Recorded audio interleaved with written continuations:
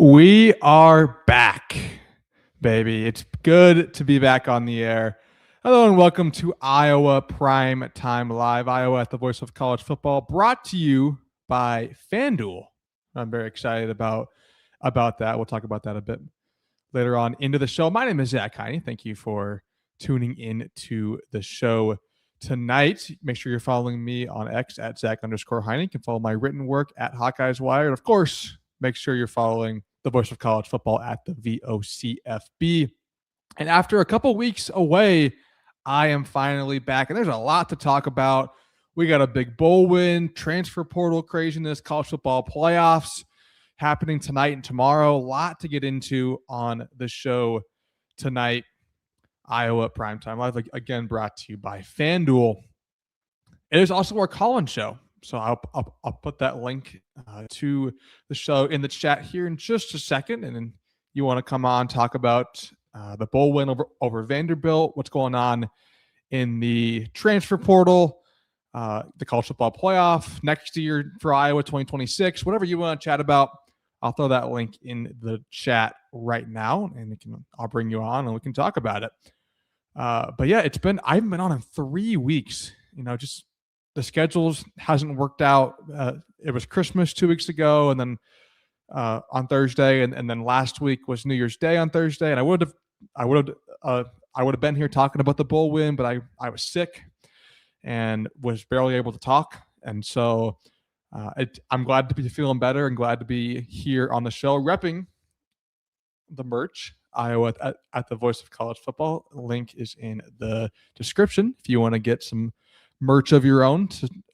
It all goes to support the voice of college football in our Iowa channel specifically, which we have a lot of great shows throughout the week. But enough of the introductions. Let's jump in real quickly to talk about the bowl game, because it's been just over a week now since Iowa beat Vanderbilt 34-27 in the ReliaQuest Bowl. Excuse me, which was a really fun bowl game to watch. We haven't gotten to say that too often about bowl games recently. Non-college football playoff bowl games have basically turned into glorified scrimmages with players opting out, players entering the transfer portal. There's coaches leaving. Like, the games just don't feel as important. But this game was a lot of fun because it felt important for both teams. You had one big opt-out, which was Eli Stowers, the Vanderbilt All-American and Mackey Award-winning tight end. A big loss, but everyone else on both teams took the field. And so it kind of felt like that heavyweight clash. Two top 25 teams, Vanderbilt looking to cement, their place in history as maybe the best Vanderbilt football team in that entire program history. And Iowa looking to get that first ranked win in over 4 years. And Iowa did just that in impressive fashion, winning 34-27. They never trailed in the game. Offense takes the ball first, drives right down the field and punches it in. And the defense gets a stop. And then the offense, again, right down the field. But it looked like they might blow the opportunity as a crazy play. It's batted, it's dropped by Xavier Williams, and then it bats off like two defenders, and it's picked off in the end zone by Vanderbilt. So a chance for Iowa to double up that lead evaporates. And if you're like me, you're sitting there thinking, oh boy, here we go. Iowa has a chance to go up by 14 early, and I really put their foot on Vanderbilt's necks, and a fluky bounce doesn't go their way like it hasn't all season long, and here comes Vanderbilt. They go right down the field. Iowa's defense holds them to a field goal, and all right, here we go. It's 7-3, and it kind of sticks around that same score for most of the first half. Both defenses really settle in. Iowa's putting pressure on Diego Pavia. Carson Shire with 2 sacks on a couple well-timed linebacker blitzes. Ethan Herkert with 1.5 sacks as well.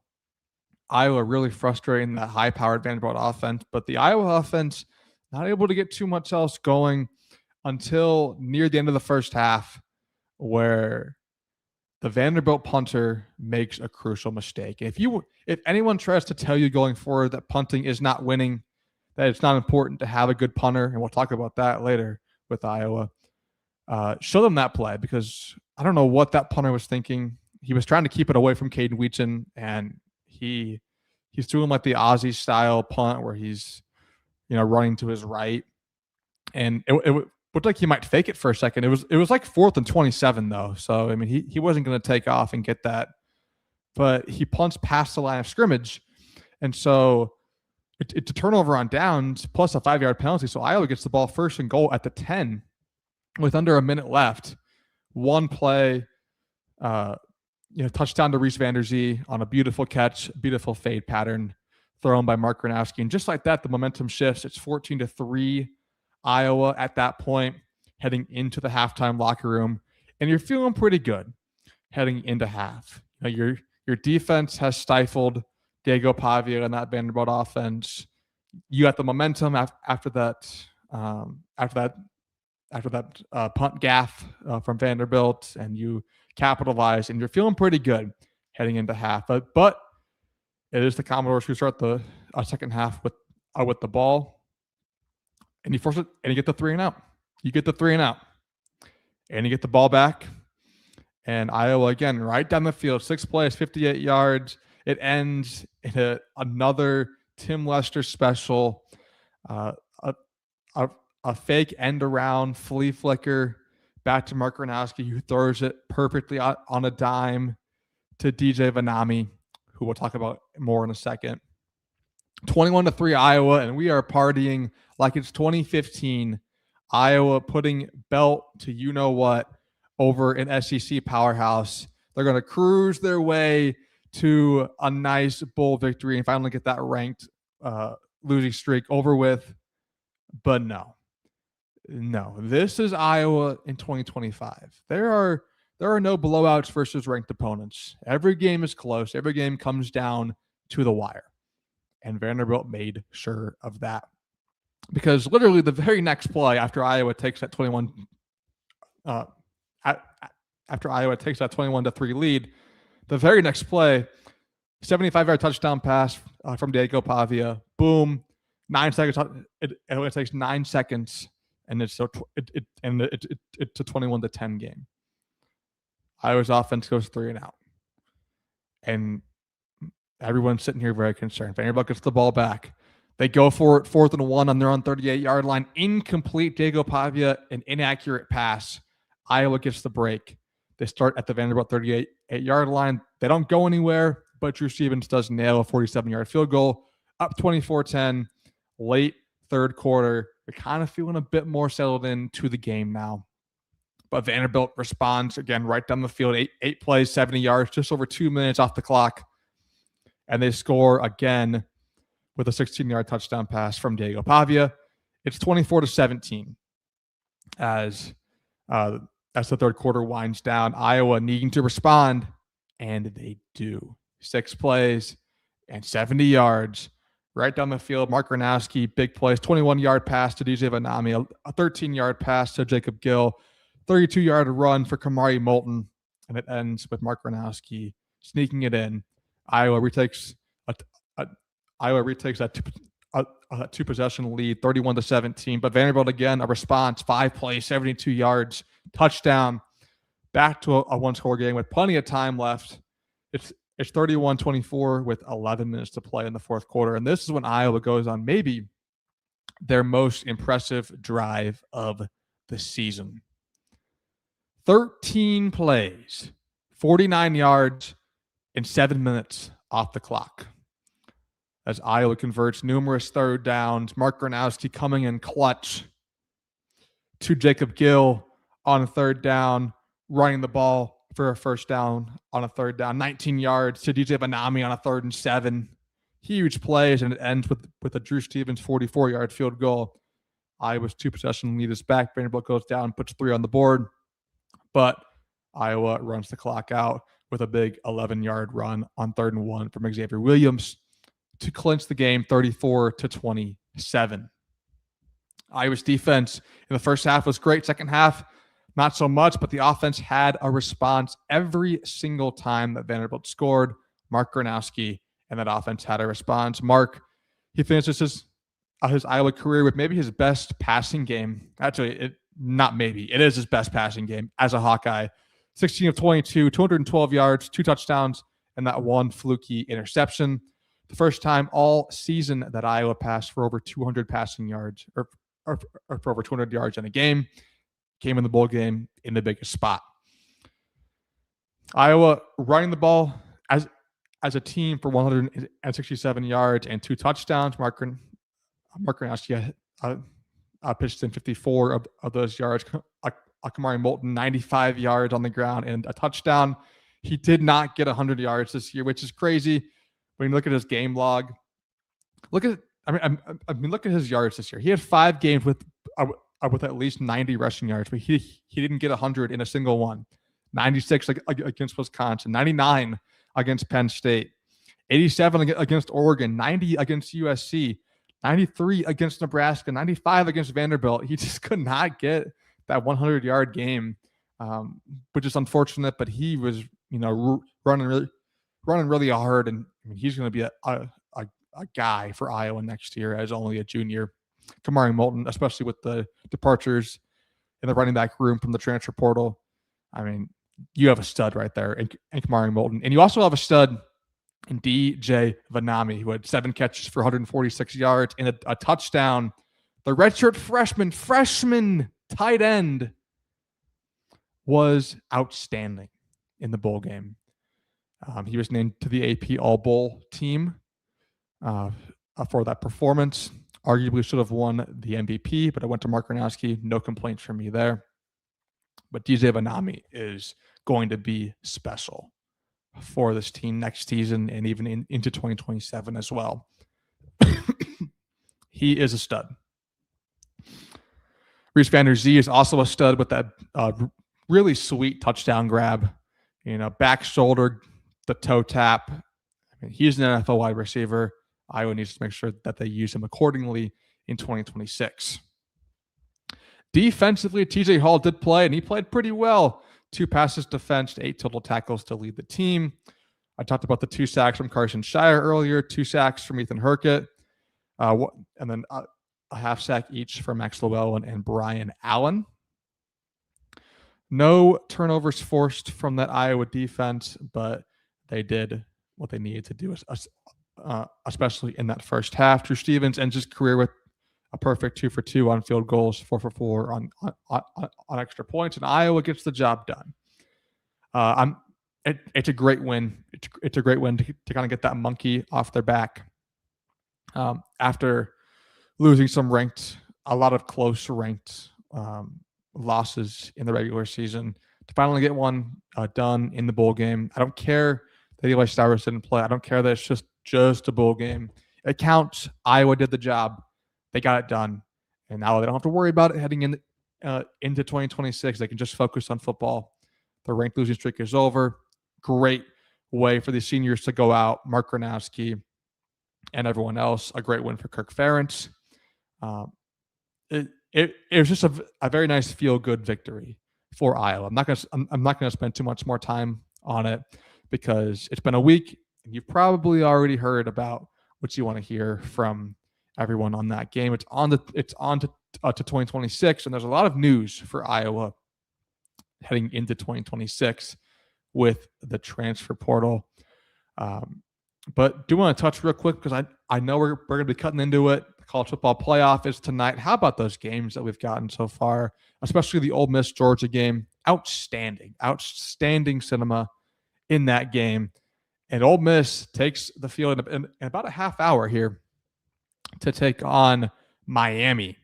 Winner goes to the national championship to face a Big Ten opponent, either Oregon or Indiana. And if you want to try and make a little extra dough on the side, I recommend that you check out FanDuel for all of your betting needs. FanDuel has Miami as a 3.5-point favorite in tonight's Fiesta Bowl over Ole Miss. They also have Miami as the favorite straight up on the money line, of course, and the over-under is set at 53.5.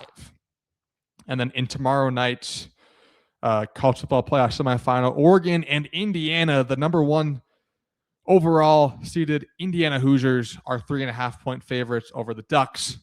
They're a minus 180 on the money line, and the over-under is 48.5 on that one. So if you're feeling pretty confident in any of those four teams, want to put a little money down, go to FanDuel for all of your sports betting needs. I personally am riding with the underdogs tonight. Ole Miss. It's one of those stories where like they're going to make a documentary about this team if they end up winning a national championship, with the way that the Lane Kiffin drama went down, with Trinidad Chambliss, his story from a D2 transfer to potentially a national championship quarterback. There's a lot to like here about this Ole Miss team. They're rolling. Miami's really good, especially in the trenches. But give me Ole Miss as that 3.5-point underdog. And then tomorrow, Indiana. I mean, 3.5-point favorites, but I'm rolling with Kirk Cignetti and the Hoosiers because they've yet to prove me wrong. This season, they have just dominated basically everyone except for Iowa on the schedule. And I think that it's going to be close. Oregon is going to play well, but I've got the Hoosiers coming home with the victory and a spot in the national championship game after tomorrow. Let's talk about Iowa trying to get into the playoffs potentially next year. It's going to take a lot. I'm not predicting it right now, of course, but the transfer portal, it giveth and it taketh away. And Iowa has seen that in full flesh this season or this offseason so far. Let's pull up the transfer portal tracker here from Hawkeyes Wire. That's, of course, where I have my written work up. The team there is great at Hawkeyes Wire. We do a lot of awesome work, and make sure that you're checking out our written work there. We've got the transfer portal, who's in, who's out tracker up right now. And as you can see, the first name there was a shocking name. I about dropped my phone yesterday when I opened up Twitter and saw the news that Cohen Entringer has entered the portal, which is odd considering that he had talked to media before the ReliQuest Bowl, and he said basically he was returning to Iowa in 2026, but he's entered the portal. He had a visit with Louisville today, I believe, also visiting with Texas Tech and West Virginia. But Cohen Entringer is gone, which was surprising. I didn't expect that.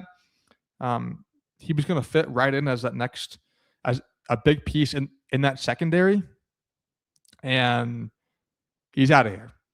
And I'm not going to speculate on what the situation may be. I'm not sure if he's getting more money elsewhere. I mean, he's getting more money elsewhere, but if there was a deal with Iowa that fell through, or what, I'm not gonna speculate on what happened. But it's a huge, massive loss for Iowa.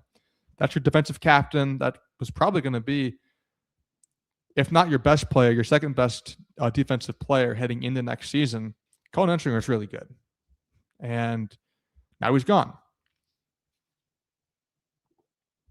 which leaves a big hole in that secondary for Iowa. And they've tried to fill it a little bit with some commitments that we'll talk about in a little bit. But Cohen Entringer was the biggest name. He's gone. It sucks. But that's life in college football right now. No one's safe. No one is safe. Every single player on every roster is, a bag from a different team away from leaving. And that's just how we live right now. It gives and it takes away. And unfortunately, Iowa lost a really talented safety in Cohen Entringer. I wish him the best at his next destination. Hope everything goes well for him. But he will not be in Iowa City most likely next year. It's always a possibility that these guys pull out of the portal, return, but I just don't see that happening here with Cohen Entringer. Brian Allen also entered the portal. Kind of another shocking name, at least in my opinion. Brian Allen was set to have a huge role on that Iowa defensive line next year, with a lot of guys leaving: Herkett, Llewellyn, Graves, Pace, all departing. Brian Allen was probably going to start on the D line next year, and he is gone. enters the portal after 3.5 career sacks, 5 TFLs in 28 games. I was really pumped to watch Brian Allen next season play at Iowa, and unfortunately, he also entered the portal. Jazz Patterson entering the portal, not super surprising right there. He actually committed to Michigan State today, so he's staying in conference, joining LeVar Woods and a few other guys up there in East Lansing. Jazz Patterson with Nathan McNeil, Kamari Moulton, and Xavier Williams returning next year. You're going to expect a couple transfers out of that room. Jazz Patterson, kind of the odd man out, going to be a senior next year. A chance for more playing time up at Michigan State. I don't blame him at all for leaving. Wish him the best. Reese Dakin also hit the portal, which is another surprising move at the time. But he goes to Michigan State as well to join his special teams coordinator, LeVar Woods. Iowa now has to replace all of their specialists. Every single one. The kicker, Drew Stevens, graduated. The punter, Reese Dakin, transferred. The return specialist, Caden Weechin, graduated. I think the long snapper is the only one coming back. Iowa's got to figure out some stuff in the portal. They did with the kicking position, which I'll talk about in a little bit, but the punter and return specialist still open. I do think that Jackson Nave could be that punt returner, slash kick returner already on the roster, but the punter does need to get figured out for Iowa going forward, because we know how important that the punter is in the Iowa program. Also gone, Cale Kolarek, who's going to be a senior defensive back. I'm a bit shocked by that one. With TJ Hall leaving, he was going to have a chance to contend for more playing time. Opts to go elsewhere. Wish him the best. Terrell Washington Jr. also leaves. Not super surprised about that one. Again, Iowa's running back room was deep. He's going elsewhere for more playing time. And then Jackson Stratton, of course, was away earlier on. He is gone as well. But who did Iowa get? Well, we just got some news, apparently. My man, Kelvin Fisher, says Lance Ingold just committed. And if my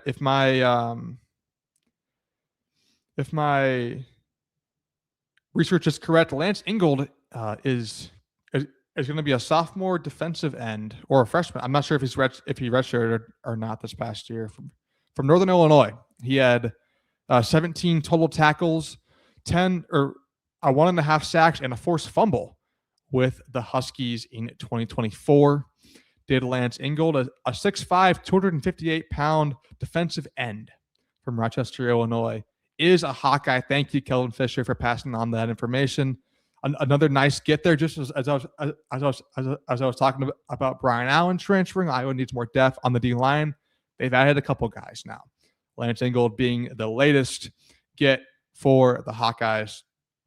And we'll go over everyone else that they got as well here in just a second. But I do want to hit the chat here to make sure that we see everyone in here. So Kelvin Fisher, good to see you as well, my friend. Robert says, evening, Zach, and go Hawks. Go Hawks, indeed. And Casey hits us with the go Hawks as well. Who did Iowa get? Because it's not fun to talk about who leaves. It's who's coming in. Who is going to be a Hawkeye next year? Who's going to try and help the Hawkeyes reach their goals? Well, we know that Lance Ingold will be one of those guys. But there's a few more that came in. The first one, Iowa landing Anthony Hawkins, the safety from FCS Villanova. He was an FCS freshman All-American last year at Villanova. He had 59 total tackles, 11 passes defensed, 4 tackles for loss, 2 picks, and a forced fumble. He's got 3 years of eligibility left, and with Colin Entringer gone, with Xavier Wampa gone, this is a big get for the Hawkeyes. Anthony Hawkins, I'm not sure if he's going to come in and play right away. 6'3", 195 pounds, but just kind of he seems like a ball hawk. Seems like a guy who makes splash plays, who's always there to do some great stuff. And Iowa needs it with both of their starting safeties out the door. I assume Hawkins will be right there in in contention to start. Alongside potentially Zach Lutmer. We'll see if they move him to safety or if they keep him at cash. I think it depends on the development of everyone else this offseason, if they can get another safety potentially in the portal. Anthony Hawkins, though, does commit. Iowa gets their kicker in Eli Ozick from North Dakota State. He was 19 of 23 in his career on field goals with the Bison with a long of 54 yards. He was 16 of 18 this past season and 66 of 67 on PAT tries. Iowa has their Drew Stevens replacement in the former Bison, Eli Ozick.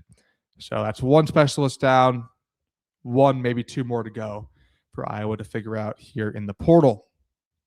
They also picked up Bryce Stevenson from Holy Cross, a 6'1", 295-pound defensive tackle. He played in 32 games at Holy Cross, had 84 total tackles with 6.5 tackles for loss. So more depth on that D line. We need it. Graves, Herc, Lowell, and Pace all gone. Iowa needs depth. They got Lance Ingold. They got Bryce Stevenson as well. And they got Kamari Brown, which might be the most exciting addition in the portal. The edge from FCS Elon. He was a freshman All-American in 2024.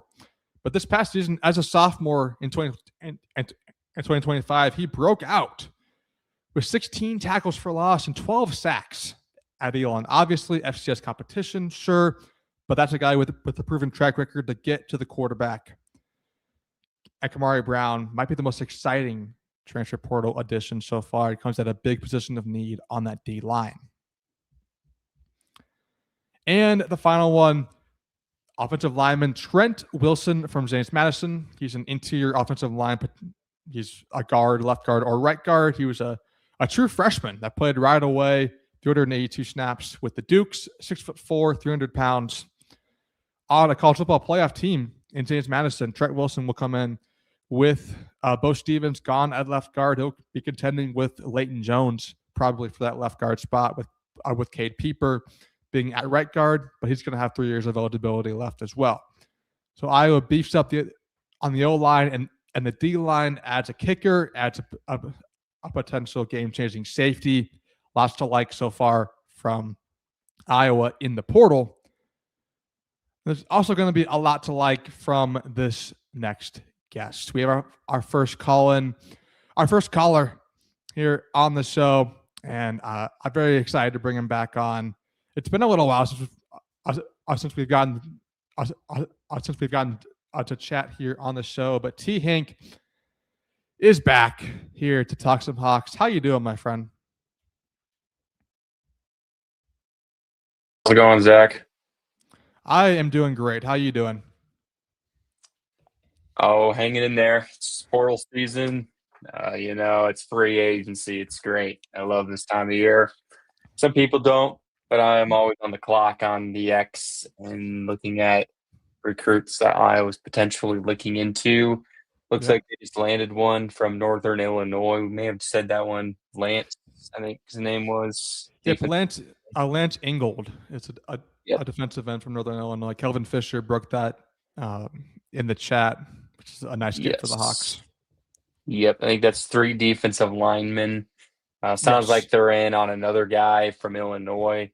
He's a DT, I think. So I think they need to get probably one more guy that can come in and be a starter right away. I like the depth that they've gotten. I like the guy from Elon. I think he's going to be explosive. Yeah, he's going to be really explosive on the edge there. It'll be nice. I think he needs to gain 20 pounds of good muscle. Then I think he'll be really legit. This one is just in for anybody that noticed. Iowa was in on Kent State transfer Cade Wolford, that guy that went off for Kent State. He is off to Cincinnati. So that's a wide receiver, right? Yep, he was a wide receiver Iowa was targeting. He visited, I think, yesterday or today. I think it was yesterday. He finished up his recruitment with Iowa. And It looks like he is going to Cincinnati, it looks like, from what I can see on my end. Okay. Yeah, that was it. Iowa needs to get a couple receivers in this recruiting class I just agree to with you. go alongside with RVZ and Dayton Howard. Kyler Casper, off to BYU, so Yep. everyone thought he was going to come to Iowa. Yeah, it turns out Iowa wasn't in on that one, so back to the Yeah. drawing board, it looks like. Yeah, the legacy recruit there, Kyler Casper. They couldn't land him out of high school, and they can't land him out of the portal. Although I don't believe there was much interest from Iowa. I wish Yeah, I don't think there was. any reported interest in Kyler Casper. Nope. And so Iowa will look in a different direction in the portal. T. Hink, Iowa's gotten, I think it's 6 portal recruits so far. You mentioned Kamari Brown right there. Outside of him, but we'll say, which addition is most intriguing and most exciting to you that Iowa's gotten out of the portal? I think the Nova transfer, the Villanova guy, Anthony safety, Hawkins. Yep. Anthony Hawkins. I think he's going to come in, compete. I think he's good enough to start. They need someone because they lose Xavier Wampa and now Cohen and Tringer on the back end there. So I think they're going to have to go back to the portal and get another guy since they lost Cohen, which they do have some money to throw around now because they're going to throw a lot to Cohen, but it's tough that he's leaving. I saw the schools that were in on him. It was Texas Tech, which loaded with oil. Yeah. West Virginia, they're not very good. Don't know why, considering there. And then who was the other one? There was another. It was Louisville. Louisville. Yeah, he was on the visit today, I think. Yep. So programs that are like, I thought he was going to get notoriety from Michigan or Michigan State, considering that he's from Michigan. That it also could happen. There's more visits that can spark, but I was very shocked for him to see him depart. It was, especially with the wordage and verbiage he said at the bowl week or bowl prep, was interesting to say. Yeah, it was. I was shocked when I saw that he was, leaving the program, and it's just college football in the modern day. It's no one's safe. No one's safe. Nope. Everyone is a big offer from a different school away from entering the portal and leaving, and so. That's right. I was going to have to adjust here in this new day and age, and they've done a pretty good job. Outside of Cohen Entringer, I'm not super surprised by any of the departures. Maybe Reese Dakin initially, but then when you find out that he's following LeVar Woods to Michigan State, it makes a bit more sense why he leaves the program. But everyone else, I'm not super surprised by. Was hoping that Brian Allen would stay, but he's off elsewhere. Iowa's got some decent depth there still with returning guys. They've got all of the all those transfers with Bryce Hawthorne coming back next year. Yoshi Epinesa is going to get a chance to get a lot more playing time. And they've got another former 4-star edge on the roster. I'm trying to remember his name. Epinesa. Yeah, it was Yosei, but then they had someone else too. On the defensive line? Yeah, in 2020, he was a 4-star in 2024, I believe. I'm pulling on. I've got the roster up right now, so I'll check that out real quick here. Joseph Anderson was. Oh, yep. Who it is. He's a redshirt freshman now. He'll be a sophomore next year. But so I think Iowa's got some nice returning pieces on the D line with the transfers coming in.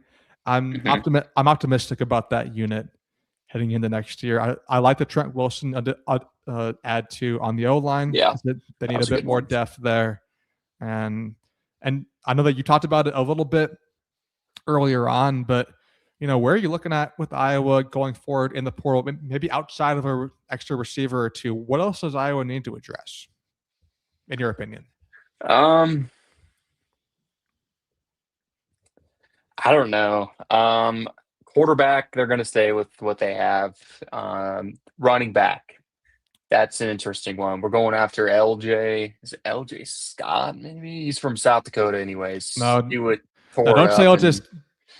Do not say OJ Scott on this show. Do not say that name. Do not LJ say that Scott's name. what screwed us in the That 2015 championship. Yeah, you're yeah, right. that's a name that's going to send shivers down every Iowa fan's spines when they hear OJ Scott. It's TJ Phillips, Oh, is according to it Kelvin. TJ? Okay, According fair to enough. Kelvin in TJ there. Phillips. Yeah, But he's from South Dakota, and he was really he was tearing it good. up. Mm-hmm. Yeah, like I would like to have that two-way shot of Kamari Moulton and TJ Phillips. Man, that would be a two-way punch right there. I think I Williams think and they need McNeil too. another. I think they need another RB. Maybe Yep. they don't. I don't know. I think they're fine with what they have, but if they can land that guy, I'd be all for him. Yep. I think offense receiver. I think you need two receivers, which I think they're only going to get one, but two would be superb. Yep. And then O line, I think they're good. I think what they have, I think there's what they're going to roll with. The one that they got from James Madison, I think we already talked about him in the chat, but Yeah. he's I think his depth piece. I was surprised he wasn't going to go to UCLA, but Yep. it is what it is. I'll take him. They went to the playoffs, so whatever. Obviously, they're good enough to come play a Power Four. Right. I still think we need to address some things on the defense. I think we need another DB, which I think they're going in after Reggie Bracey's brother, which his name was Oh, escapes okay. me. Chris Bracey. He Okay. was from Memphis. Iowa's been targeting him. We already got Anthony Hawkins. He's a DB, safety. Probably Yep. going to plug and play him at either position on safety end. We're going after another one as well. I think he was from James Madison, Tyler Brown, I think. Okay. He was also a safety. So unless he doesn't go to UCLA, I would look for to see Iowa target him. Mm-hmm. And then there was another guy that was on the defensive line. Oh yeah, I think I said his name was Eli Cosen from Illinois. Yes. I Yep. think he's a defensive tackle. And then there was another guy from Robert Morris, which I didn't know Robert Morris had a football team, to be honest with you. But he's a safety, and he's visiting, I think, either tomorrow or this weekend, the 8th. That's today. Yeah, Iowa looking to add some extra depth there in the secondary, and they need it. There's not a whole lot of proven experience returning on the roster at that safety position. If you're going to keep Zach Lutmer at the cast, which I would love them to be able to do, you know, they're going to need to add a couple names there. Anthony Hawkins is a great start, but with Colin Entringer gone, you know, they're going to need a couple more names there. I think I feel good about the linebackers heading into next season with what they return. Jaden Montgomery is coming back. Cam Buffington will take a big leap forward, I think. And so I feel pretty good there. If Iowa wants to add a depth name or two at linebacker, I wouldn't hate that. Punter, they need to get someone in here, to fill that role. And then I don't think they're going to go after a quarterback. If they are, it's someone very low key because all the big names and but potential game changers are probably off the board right now. Although who knows with the Damon Williams situation, you know, anyone can, you know, be committed and sign a contract and then, you know, announce that they're leaving, and we'll see Sounds what like happens there. sounds like they're still in negotiations with Washington. He may come back. That's per report from On3, it looks like. I saw that his agent left him earlier Yeah. today. I mean, just a wacky situation right there. And I mean, Definitely. whichever camera person got the shot of Lane Kiffin talking with Sam Levitt as that news came out, and you see their reactions. I mean, they need a raise. Whichever camera person got that shot, they need a raise because that They need was a an raise. incredible shot. And I mean, if you're still trusting Lane Kiffin right now, if you're any recruit or player He's a and you're snake. trusting Lane Kiffin, I mean, I don't know what to tell you. I mean, his track record precedes him. He is who he is, and he'll be at LSU as long as the Alabama job isn't open. And then the minute that opens up, which could be a lot sooner than we thought with how they looked against Indiana last week, he'll leave for that. So I mean, I'd be very careful putting any trust in Lane Kiffin. Sure. Yeah, according to Pete Nakos, Williams is leading toward a return to Washington, but nothing is official or done. So that's according to Pete Nakos. take it for a grain of salt because anything can change. Oh, and that's big for Iowa next year because they go to Washington on the road in For sure. 2026, and it looked like they might be facing a new quarterback because Damon Williams is really good. He's really good, Yeah, for and sure. with him coming back, that game gets a lot more difficult than I had thought it might be when he announced that he was leaving Washington a few days ago. So that's big for Iowa and a big change there. We talked about the portal a lot. Who's leaving, who is coming back for Iowa. But I wanted to get your. I didn't get to. I haven't gotten to talk to you about the bowl game real quick. Iowa beats Vanderbilt. There's a lot of storylines there, but what's the big thing that stood out to you from Iowa finally ending that ranked opponent losing streak? Thing that stuck out to me is we actually threw the ball around the yard, which was great to see. Found the rock and we threw it around. I think was it the first time we were over 200 yards passing in a game, or is that more than that? I It can't was. remember. Yep. For sure, building blocks. I think the previous best was Rutgers, where they threw for 180 yards or something like that. Something like that. Yeah. I was pleasantly shocked. I thought it was going to be I thought we were going to lose, to be honest with you, but nobody wants to hear that kind of talk. But I felt good. It was good to get a win off the belt. Going into off-season play, you can build on a lot more than what you can if you lost that game. Yeah. Yep. And you needed to get it over. I feel like now that that's off your back, I know it's a bowl game and people want to say that it doesn't count. It still counts, man. You're still playing. I mean, you saw how many times those players were in each other's face, jawing at each other. Don't tell me it didn't matter. Vandy's good. Don't get me wrong, but I don't know. I feel like they're just overhyped. Yeah, but hey, it was good to see Diego Pavia lose in probably the last marquee football game that he'll ever play in his career. It's great to humble him a little bit after his Heisman Trophy shenanigans that he pulled off. But yeah, it's just always good to end the year on a W. Just always like this. It just feels better. You can look back on the season with rose-colored glasses after a bowl win compared to coming up short in a bowl game, and then you just have to stew all off season on that L that you ended the season with. So it's nice. It's nice that Iowa was able to end the season on a high note by beating Vanderbilt.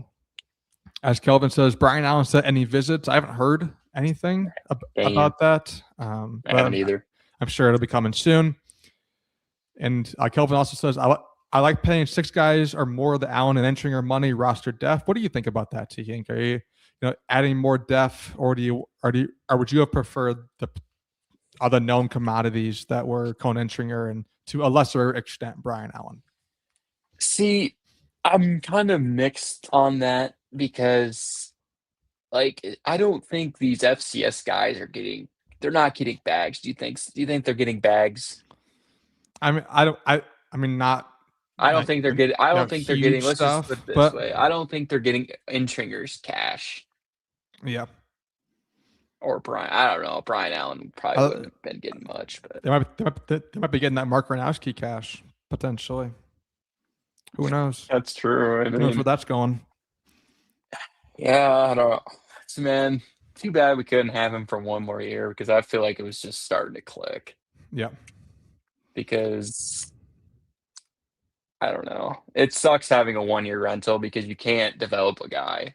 That's why I'm like, I know some people are wanting it to go back to the portal because Hecklinski or Hank Brown hasn't done anything really much, and we can't really rely on that. But in some ways, I'm like, we kind of have to develop a quarterback. We kind of got to show people that we can develop a quarterback. We're not taking someone else's development and just letting them ride for a year. That's my only gripe about it. Yeah, it works when you're getting high level 1-year rentals consistently, like Indiana with Curtis Rourke last year, and then Mendoza this year, and they got Josh Hoover from TCU for next year, who I believe is going to be a senior. And so they're going 3 straight 1-year rentals, but they're really, really good quarterbacks who are top of the portal class that they're able to do that with. Iowa's Definitely. not getting those guys right now, and so I would love to see what a Hicklinski or Brown could do next year to see if maybe you've got a developmental quarterback on the roster, specifically Hicklinski. But maybe Iowa shocks us all and adds a QB out of the portal, and we're talking about that going forward. As Kelvin asked, is Eli Oshik a paid walk-on or on scholarship? I assumed he was on scholarship, but I haven't actually heard one way or the other on that. I think he's I'd say it's hard with the With the scholar or portal, not yeah. scholarship. It's kind of hard with how many people like player count. Like you got to be of 105. So technically 105, you're just going to probably give him a scholarship, right? You're not just going to bring him on I as would a walk on. assume. I would assume so. With him as of now, I believe he's the only kicker on the roster, and so I assume that he'll be on scholarship, and they might bring in another walk-on kicker just to have some depth at that position. But I'm not 100% sure. I haven't heard one way or the other on that. The news I was shocked, which wasn't really shocked, and so far is LeVar Woods to Michigan State. Man, that one hurt. That might be Iowa's biggest loss of the offseason. The player or coach LeVar Woods, as there is an another kicker on the roster, according to Kelvin Fisher. Burr. I'm not overly familiar, but thank you for passing that along. But I don't mean to cut you off there, T. Back to LeVar Woods' shocking departure. Oh yeah. I wasn't really. I mean, it was a shock, but not really, because I mean, I kind of already had this feeling that it was going to happen sooner rather than later, due to the fact he was interviewing for a special teams coordinating position in the NFL last go around, last off season, and when Seth Wallace got the promotion to being the assistant head coach, like it was bound to happen. Or LeVar Woods wants to be a head coach someday, and being behind them to if he wants to be a head coach, he needed to make this move, and I think he made the right decision. And that's coming from an Iowa fan, to be honest with you. Yeah, no, it's 100% the right call. Pat Fitzgerald is a hell of a coach, and LeVar Woods is going to get some nice experience up there in East Lansing, and maybe potentially in a couple of years, but when Kirk Ferentz eventually retires, maybe he comes back to be Iowa's head coach. Maybe it's Seth Wallace or a candidate outside of the program, but LeVar Woods with that extra experience up in East Lansing could be a guy that comes back to be Iowa's next head coach in a few years. We'll see about that. Is there anything else Iowa-wise you want to talk about before I ask you the final question about the college football playoff games that we have coming up this weekend?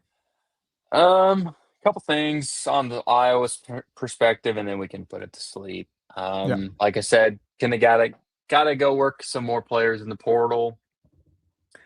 I would be curious to see who they get for the special teams coordinator. Sounds like they may promote within and have their analysts take over, which I don't really. I mean, I see it, but I feel like we could do better. But and then I don't know. I feel like we need to probably stick to internal. I thought maybe Abdul Hodge maybe take over, and then promote one of the analysts to the tight ends position.